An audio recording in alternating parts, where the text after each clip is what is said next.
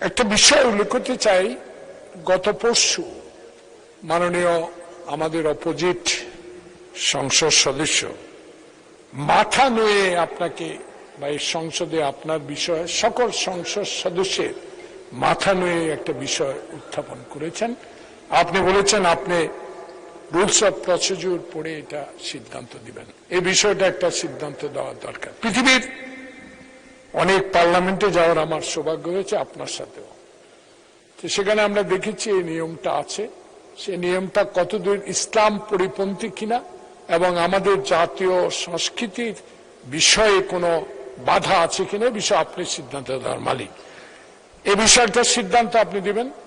আর একটি বিষয় হলো, এই এখানে চেয়ার 300 উপরে আছে, চেয়ারগুলোর অবস্থা, আমরা যারা 16 বছর এখানে ম্যাক্সিমাম আর সহকর্মীরা পুলিশের দ্বারা নির্যাতিত, কারো কোমরে নাই, কারো হাতে ব্যথা, কারো পিঠে ব্যথা। এই চেয়ারগুলো বসা পিছনে গ্যাপ প্রায় 3 ইঞ্চি। যখন এখানে বসা হয় তখন এই গ্যাপটা পূরণের একটা ব্যবস্থা গ্রহণ করা দরকার, কারণ এখানে অনেক ইয়াং এমপি আছেন যারাও বুঝতে পারেন না এখানে। আর এই চেয়ারগুলোর ওজন দেখেন।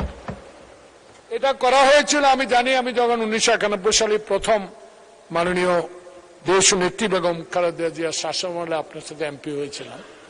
এই চেয়ারগুলোর সম্বন্ধে তখন প্রশ্ন করা হয়েছিল, রেকর্ড খুঁজলে আপনি পাবেন। তখন এই চেয়ারগুলো এত ওজন করা হয়েছে যেন তুলে নিক্ষেপ করা না হয়, সেই জন্য মনে হয় লোহার শিকড় দিয়ে ওইটা বাধা। যাক, সেটা ইতিহাস আমার চেয়ে আমার বিজ্ঞ স্পিকার মহোদয় আরো বেশি জানে। তো এই চেয়ারগুলো এত ওজন।